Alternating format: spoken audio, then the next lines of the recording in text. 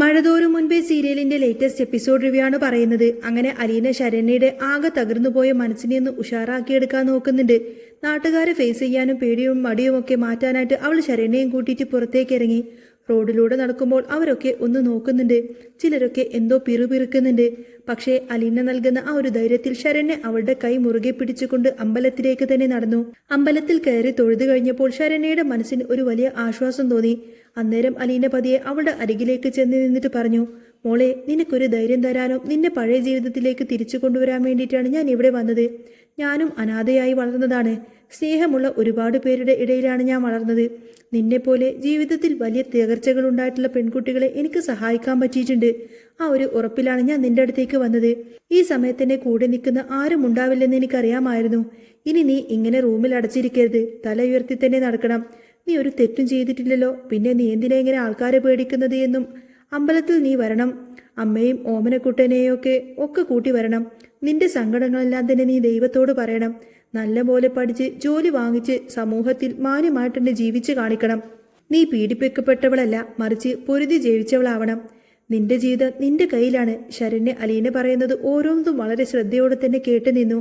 ചേച്ചി പറഞ്ഞതൊക്കെ എപ്പോഴും ഓർക്കണമെന്നും ഇടയ്ക്കിടയ്ക്ക് വന്ന് കാണണമെന്നും അലീന ഉറപ്പു നൽകി. പക്ഷേ ശരണ്യയുടെ ഉള്ളിൽ അപ്പോഴും ഒരു ഭയം ബാക്കി നിന്നു.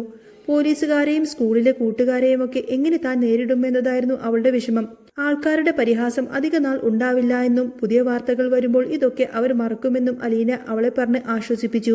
നീ പോലീസിനെയോ കോടതിയോ പേടിക്കേണ്ടതൊന്നുമില്ല. കുറ്റം ചെയ്തവർ ജയിലിലാണ്. അവർക്കാണ് ഇനി ഭാവിയില്ലാത്തത്. വനിതാ പോലീസിന്റെ മുന്നിൽ നീ കാര്യങ്ങളൊക്കെ ധൈര്യമായിട്ട് തന്നെ പറയണമെന്ന് അലീന ഉപദേശിച്ചു. അന്ന് നടന്ന കാര്യങ്ങൾ ശരണ്യ ഓരോന്നോരോന്നായി ഓർത്തെടുക്കാണ്. അവളുടെ ഉള്ളിൽ വലിയൊരു രഹസ്യമുണ്ടായിരുന്നു. അത് അലീനയോട് പറയണോ വേണ്ടയോ എന്ന് ഒരു കൺഫ്യൂഷൻ. ശരിക്കും രോഹിത് നിരപരാധിയാണെന്ന് അവൾക്കും അവളുടെ വീട്ടുകാർക്കും അറിയാമായിരുന്നു. പക്ഷേ മനഃപൂർവ്വം രോഹിത്തിനെ കൂടി ഇതിലേക്ക് വലിച്ചെടുക്കാനൊന്നും അവർ നോക്കുകയായിരുന്നു. മനുഷ്യർ തന്നെയാടാ മനുഷ്യരുടെ ശത്രുക്കളെന്ന് അലീന പറഞ്ഞപ്പോൾ ശരണ്യക്ക് ആ ഒരു സത്യം തുറന്നു പറയാൻ തോന്നി. ചേച്ചി വന്നില്ലായിരുന്നുവെങ്കിൽ ഞാൻ വട്ടായി പോയേനെ എന്ന് അവൾ പറഞ്ഞ് അലീനയുടെ കൈ പിടിച്ചു. അപ്പോഴേക്കും ഓമനക്കൂട്ടം വന്ന് വീട്ടിലേക്ക് പോവാൻ തിരക്ക് കൂട്ടി. അമ്മയും അച്ഛനൊക്കെ വിളിക്കുന്നുണ്ട് എന്ന് അവൻ പറഞ്ഞുവെങ്കിലും കുറച്ചു നേരം കൂടി ഇവിടെ ഇരിക്കാമെന്ന് അലീന പറഞ്ഞു. അന്ന് രോഹിത്തിന്റെ വീട്ടിൽ നടന്ന കാര്യങ്ങളെക്കുറിച്ച് ശരണ്യ ചോദിച്ചു. ചേച്ചിക്ക് അവിടെ നിൽക്കാൻ പേടിയില്ലേ എന്ന് അവൾക്കറിയണമായിരുന്നു. ഞാനൊരു തെറ്റും ചെയ്യാത്തത് കൊണ്ട് എനിക്കാരെയും പേടിക്കാനില്ല എന്ന് അലീന മറുപടി നൽകി. പിന്നീട് ശരണ്യ ആ ഒരു വലിയ സത്യമങ്ങ് തുറന്നു പറഞ്ഞു. ചേച്ചി ജോലിക്ക് നിൽക്കുന്ന ആ ഒരു വീട്ടിലെ രോഹിത്തില്ലേ, ആ രോഹിത്ത് എന്നെ ഒന്നും ചെയ്തിട്ടില്ല. ഞാൻ ജീവനെ പോലെ സ്നേഹിച്ചതും ഹരിയാണ്. അവന്റെ 2 ഫ്രണ്ട്സും ചേർന്നിട്ടാണ് എന്നെ ഉപദ്രവിച്ചത്. ഹരിയും അവന്റെ ഫ്രണ്ട്സും ചേർന്നിട്ടാണ് എന്നെ ഉപദ്രവിച്ചത്. രോഹിത്തിനെ അവർ വലിച്ചഴിച്ച് മുറിയിലേക്ക് കൊണ്ടുവന്നതാണ്. അവൻ വരാൻ തയ്യാറല്ല എന്നപ്പോൾ അവനെ തല്ലുകയും ബാത്റൂമിലേക്ക് പൂട്ടിയിടുകയും ചെയ്തു. അയാൾ ബാത്റൂമിൽ കിടന്ന് കരയായിരുന്നു. ശരണ്യയുടെ ഈ ഒരു തുറന്നു പറച്ചിൽ കേട്ട് അലീന ആകെ ഷോക്കായി. രോഹിത് ശരിക്കും നിരപരാധിയാണോ എന്ന് അവൾ വീണ്ടും ചോദിച്ചു. ശരണ്യ പറയുന്നുണ്ട്, അതേ ചേച്ചി, അയാൾ ഒരു തെറ്റു ചെയ്തിട്ടില്ല. അയാൾ എന്നെ തൊട്ടിട്ട് പോലുമില്ല. ഞാനിത് അച്ഛനോടും പോലീസിനോടൊക്കെ പറഞ്ഞതാണ്. പക്ഷേ സമുദായക്കാരും നാട്ടുകാരൊക്കെ നിർബന്ധിച്ചുകൊണ്ടാണ് അയാളുടെ പേരും കൂടി കൂട്ടിക്കൊടുത്തത്. കേസിനൊരു ബലം കിട്ടാൻ വേണ്ടിയിട്ട് എല്ലാവരുടെയും പേര് വേണമെന്ന് അവർ പറഞ്ഞു. അച്ഛനും അമ്മയും അതിന് സമ്മതിച്ചു. ഹരി എന്നെ ചതിക്കുകയായിരുന്നു ചേച്ചി.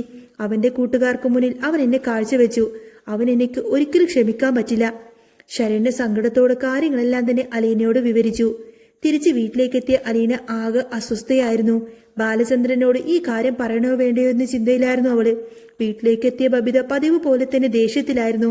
ഡോറ് തുറക്കാൻ താമസിച്ചതിനും ബെല്ലടിച്ചതിനൊക്കെ അവൾ അലീനയോട് കയർത്തു. ബാലചന്ദ്രൻ വന്നപ്പോൾ അലീന കാര്യങ്ങൾ ഓരോന്നോരോന്നായി പറഞ്ഞു. രോഹിത് നിരപരാധിയാണെന്ന് ശരണ്യ തന്നോട് പറഞ്ഞു എന്ന് കേട്ടപ്പോൾ ബാലചന്ദ്രന് ആകെ ഒരു ആശ്വാസം തോന്നി. തന്റെ മകൻ ഒരിക്കലും അങ്ങനെയൊന്നും ചെയ്യില്ല എന്ന് എനിക്ക് ഉറപ്പായിരുന്നു എന്ന് അദ്ദേഹം പറഞ്ഞു. ഹരി അവനെ ചതിച്ചതാണ്. പക്ഷേ പോലീസും രാഷ്ട്രീയക്കാരൊക്കെ ഇതിൽ ഇടപെട്ടതുകൊണ്ട് രോഹിത്തിനെ പുറത്തിറക്കാൻ പ്രയാസമായിരിക്കുമെന്ന് അലീന ഓർമ്മിപ്പിച്ചു. ശരണ്യ മൊഴിമാറ്റിയാൽ അലീന അവളെ സ്വാധീനിച്ചു എന്ന് നാട്ടുകാർ പറയും. അത് വലിയ പ്രശ്നമാവും. ഈ സമയത്ത് തന്നെ രാജീവനും ശിവശങ്കരനും അലീനയെ കാണാൻ വരും. കാശ് കൊടുത്ത് പരാതി പിൻവലിക്കാൻ വേണ്ടിയിട്ട് അവർ അലീനയോട് ആവശ്യപ്പെട്ടു. എത്ര ലക്ഷം വേണമെങ്കിലും നൽകാമെന്നും 4 ചെറുപ്പക്കാരുടെ ജീവിതം രക്ഷിക്കാൻ സഹായിക്കണമെന്നും അവർ പറഞ്ഞു. പക്ഷേ അലീന അത് കർശനമായി തന്നെ നിരസിച്ചു. കാശ് കൊടുത്ത് നീതി വാങ്ങിക്കാൻ എനിക്ക് കഴിയില്ല എന്ന് അവൾ അവരുടെ മുഖത്തു നോക്കി തന്നെ പറഞ്ഞു. അവർക്ക് സംഭവിച്ചത് വലിയൊരു ദുരന്തമാണ്. അത് പണം കൊണ്ട് പരിഹരിക്കാൻ പറ്റില്ല. അവസാനം അലീന വഴങ്ങില്ല എന്ന് കണ്ടപ്പോൾ അവർ ദേഷ്യപ്പെട്ടുകൊണ്ട് തന്നെ അവിടെ നിന്നും ഇറങ്ങിപ്പോയി. മനുവും ഈ കാര്യങ്ങളെല്ലാം തന്നെ അറിഞ്ഞിരുന്നു. നിരപരാധിയായ ഒരാൾ ജയിലിൽ കിടക്കരുത് എന്ന് മനുവും അലീനയോട് പറയുന്നുണ്ട്. രോഹിത്തിനെ രക്ഷിക്കാൻ അലീന ഇടപെടണമെന്ന് അവൻ ആവശ്യപ്പെട്ടു.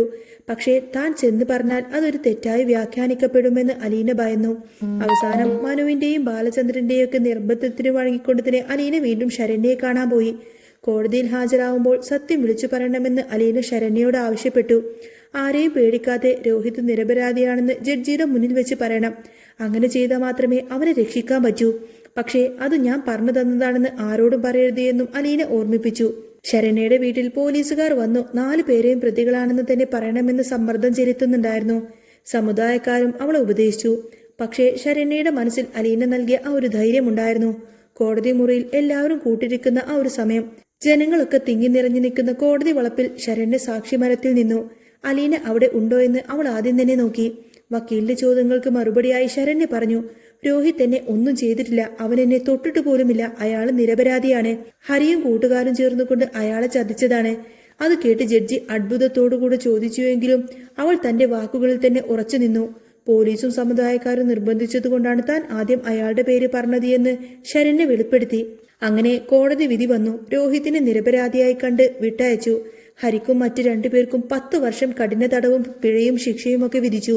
കോടതിയിൽ നിന്നും പുറത്തേക്ക് ഇറങ്ങിയപ്പോൾ രോഹിത് ബാലചന്ദ്രനെയും അലീനയുടെയും കാലിൽ വീണ് കരഞ്ഞു. തന്റെ തെറ്റുകൾക്ക് അവൻ മാപ്പ് അപേക്ഷിച്ചു. അലീനയോടുള്ള ദേഷ്യം കൊല്ലപ്പള്ളിക്കാർക്ക് കൂടി വന്നു.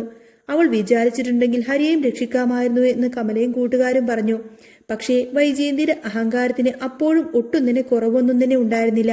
രോഹിത് തെറ്റ് ചെയ്യാത്തതുകൊണ്ട് മാത്രമാണ് അവൻ പുറത്തിറങ്ങിയത് എന്നായിരുന്നു അവരുടെ വിചാരം. അലീനയുടെ ഇടപെടൽ അവൾ കണ്ടില്ല എന്ന് നടിച്ചു. സത്യം ജയിച്ച സന്തോഷത്തിൽ അലീന അവിടെ തന്നെ നിന്നു. കോടതി വിധി വന്നതോടുകൂടി തന്നെ രോഹിത്തിനെ കൂട്ടി എല്ലാവരും നെടുമ്പരക്കൽ വീട്ടിലേക്ക് തിരിച്ചെത്തി. പക്ഷേ അവിടെ കാത്തിരുന്നത് വലിയൊരു പൊട്ടിത്തെറിയായിരുന്നു. തന്റെ മകൻ ഹരി 10 വർഷം അഴിക്കുള്ളിൽ കിടക്കുമ്പോൾ രോഹിത് മാത്രം ചിരിച്ചുകൊണ്ട് വീട്ടിലേക്ക് കയറി വരുന്നത് കമലമ്മക്ക് സഹിക്കാനായില്ല. അലീന അകത്തേക്ക് കയറിയപ്പോ കമല അവളുടെ മുന്നിലേക്ക് അങ്ങ് ചാടി വീണു. നിനക്കിപ്പോ സമാധാനമായില്ലോടി? എന്റെ മോനെ അവിടെ ഇട്ട് പൂട്ടിയിട്ട് വേറൊരാളെ നീ വെള്ളപൂശി കൊണ്ടുവന്നല്ലോ എന്ന് പറഞ്ഞ് കമല അലീനയെ ശപിക്കാൻ തുടങ്ങി. നീ മനഃപൂർവ്വം ആ പെൺകുട്ടിയെ സ്വാധീനിച്ചതല്ലേ? ഹരിയെ മാത്രം പ്രതിയാക്കാൻ വേണ്ടിയിട്ട് നീ പഠിപ്പിച്ചു കൊടുത്തതല്ലേ എന്നൊക്കെ ചോദിച്ച് കമല അങ്ങനെ അലറിക്കൊണ്ടിരിക്കുകയാണ്. പക്ഷേ അലീന ഒട്ടും തന്നെ കുലുങ്ങിയില്ല. അവൾ ശാന്തമായി കമലമ്മയുടെ കണ്ണുകളിലേക്ക് നോക്കി പറഞ്ഞു, അമ്മേ, ഹരി ചെയ്തത് വലിയൊരു തെറ്റാണ്. അതിനുള്ള ശിക്ഷ അവൻ അനുഭവിച്ചേ പറ്റൂ. പക്ഷേ രോഹിത്തിന് അതിന് പങ്കില്ല എന്ന് ബോധ്യമുള്ളത് കൊണ്ടാണ് അവനെ എന്തിനാണ് നമ്മൾ കൊടുക്കുന്നത്? നീതി ആർക്കും ഒരുപോലെയാണ്. ഇത് കേട്ട് രാജീവനും ശിവശങ്കരനും കൂടി അലീനയെ ഭീഷണിപ്പെടുത്താൻ നോക്കിയെങ്കിലും ബാലചന്ദ്രൻ ഇടപെട്ടു. ഇനി ഈ വീട്ടിൽ അലീനയെ ആരെങ്കിലും ഒന്ന് തൊട്ടാൽ പോലും ഞാനത് സഹിക്കില്ല എന്ന് അദ്ദേഹം കട്ടായം പറഞ്ഞു. രോഹിത് ആണെങ്കിലും ഒരു മൂലയിലിരുന്ന് കരയായിരുന്നു. താൻ വിശ്വസിച്ച കൂട്ടുകാരൻ തന്നെ ഇത്രയും വലിയ ചതിയിൽപ്പെടുത്തിയത് അവൻ ഒട്ടും തന്നെ ഉൾക്കൊള്ളാനായിരുന്നില്ല. അവൻ അലീനയുടെ അരികിലേക്ക് ചെന്നുകൊണ്ട് പറഞ്ഞു, ചേച്ചി എന്നോട് ക്ഷമിക്കണം. ചേച്ചി പറഞ്ഞതാണ് ശരിയെന്ന് എനിക്ക് വൈകിട്ടാണ് മനസ്സിലായത്. ഇനി മുതൽ ഞാൻ ചേച്ചി പറയുന്നത് പോലെ മാത്രമേ ആ ഒരു വഴിക്ക് മാത്രമേ നടക്കൂ എന്ന് പറയും. ദിവസങ്ങൾ അങ്ങനെ കടന്നുപോയി. ഹരിയും കൂട്ടുകാരും ജയിലിലായതോടുകൂടി തന്നെ നാട്ടിലേക്ക് സംസാരം പതിയൊന്ന് തണുത്തു തുടങ്ങി. പക്ഷേ ശരണ്യയുടെ ജീവിതം അപ്പോഴും വലിയൊരു ചോദ്യചിഹ്നമായി ബാക്കി നിൽക്കുന്നുണ്ടായിരുന്നു. അവൾക്ക് പുറത്തിറങ്ങാൻ പോലും പഴയ പേടി തന്നെ. ഒരു ദിവസം അലീന ശരണ്യയുടെ വീട്ടിലേക്ക് എത്തി. മോൾ ഇങ്ങനെ ഇരുന്നാലൊന്നും പറ്റില്ല, നമുക്ക് കോളേജിൽ പോകണമെന്ന് അലീന നിർബന്ധിച്ചു. പക്ഷേ ശരണ്യക്ക് പേടിയായിരുന്നു. കൂട്ടുകാരൊക്കെ എന്ത് വിചാരിക്കും, അവർ കളിയാക്കുമോ എന്നൊക്കെയായിരുന്നു അവളുടെ സങ്കടം. അലീന അവളെ ചേർത്ത് പിടിച്ച് ആശ്വസിപ്പിച്ചു. നീ ഒന്നും ചെയ്തിട്ടില്ലല്ലോ മോളെ, നീ ഒരു അതിജീവിതയാണ്. നിന്റെ തല ഉയർത്തി തന്നെ പിടിച്ചു നടക്കണം. അലീനയുടെ നിർബന്ധത്തിന് വഴങ്ങി ശരണ്യ വീണ്ടും കോളേജിലേക്ക് പോവാൻ തീരുമാനിച്ചു. ആദ്യത്തെ കുറച്ച് ദിവസം എല്ലാവരും അവളെ ഒന്ന് നോക്കിയിട്ട് അടക്കം പറയുകയൊക്കെ ചെയ്തിരുന്നു. അലീന എന്നും അവളുടെ കൂടെ ഉണ്ടായിരുന്നു. ഇതിനിടയിൽ ജയിലിൽ നിന്ന് ഹരിയുടെ വീട്ടുകാർ വഴി അലീനയെ ഉപദ്രവിക്കാൻ വേണ്ടിയിട്ട് ചില നീക്കങ്ങളൊക്കെ നടക്കുന്നുണ്ടായിരുന്നു. ഹരിയുടെ ഗുണ്ടകൾ അലീനയെ വഴിയിൽ തടഞ്ഞു ഭീഷണിപ്പെടുത്തി. പക്ഷെ അലീന അവരെയൊക്കെ ധൈര്യത്തോടെ തന്നെ നേരിട്ടു. പേടിച്ച് പിന്മാറുന്നവളല്ല താനെന്നും സത്യത്തിനു വേണ്ടി ഏതറ്റം വരെയും താൻ പോകുമെന്നും അവൾ അവർക്ക് മുന്നറിയിപ്പ് നൽകി. രോഹിത് പുതിയൊരു മനുഷ്യനായി മാറുകയായിരുന്നു. അവൻ അച്ഛനോടൊപ്പം ബിസിനസ് കാര്യങ്ങളൊക്കെ നോക്കാൻ തുടങ്ങി.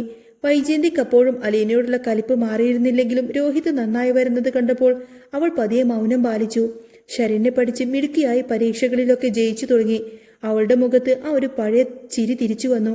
ഒരു ദിവസം വൈകുന്നേരം അമ്പലത്തിൽ പോയി വരുമ്പോൾ ശരണ്യ അലീനയോട് പറഞ്ഞു, ചേച്ചി ഇല്ലായിരുന്നെങ്കിൽ ഞാൻ ഇന്ന് ഉണ്ടാകുമായിരുന്നില്ല. ചേച്ചി എനിക്കൊരു പുതിയ ജീവിതമാണ് തന്നത്. അലീന ചിരിച്ചുകൊണ്ട് അവളുടെ കൈ പിടിച്ചു. ഇനിയാണ് നമ്മൾ പൊരുതി ജയിക്കേണ്ടത് മോളെ എന്ന് അവൾ പറഞ്ഞു. കമലമ്മയും ശിവശങ്കരനും ഒക്കെ ഇപ്പോഴും അലീനയെ ഒതുക്കാൻ നോക്കുന്നുണ്ടെങ്കിലും ബാലചന്ദ്രന്റെയും രോഹിത്തിന്റെയും വലിയൊരു സപ്പോർട്ട് തന്നെ അലീനക്ക് ഉണ്ടായിരുന്നു. സത്യം ജയിക്കുമെന്ന ഉറച്ച വിശ്വാസത്തോടു കൂടെ തന്നെ അലീന തന്റെ പോരാട്ടം തുടരുകയാണ്. തന്റെ ചുറ്റുമുള്ള പാവപ്പെട്ട പെൺകുട്ടികൾക്ക് അവളൊരു തണലായി തന്നെ മാറി. നെടുമ്പരക്കൽ വീട്ടിലെ അഹങ്കാരങ്ങളുടെയും കുതന്ത്രങ്ങളുടെയും അവൾ തന്റെ ബുദ്ധി കൊണ്ട് തന്നെ ഓരോന്നോരോന്നായി അതിജീവിച്ച് മുന്നോട്ടു പോവുകയായിരുന്നു. ഇനി വരുന്ന ഏതൊരു പ്രതിസന്ധിയെയും നേരിടാൻ തനിക്ക് കരുത്തുണ്ട് എന്ന് കാണിച്ചു കൊടുത്തുകൊണ്ട് തന്നെ അലീന തന്റെ യാത്ര തുടർന്നു. അങ്ങനെ ഇനി വരാൻ പോകുന്ന നല്ല അടിപൊളി സൂപ്പർ എപ്പിസോഡുകൾ തന്നെയാണ് കേട്ടോ. അപ്പോൾ നിങ്ങൾക്ക് ഈ ഒരു ചാനൽ ഇഷ്ടമാവുകയാണെങ്കിൽ സബ്സ്ക്രൈബ് ചെയ്യാനും സപ്പോർട്ട് ചെയ്യാനും മറക്കല്ലേ. നെക്സ്റ്റ് വീഡിയോ ആയിട്ട് വരാം. ബൈ.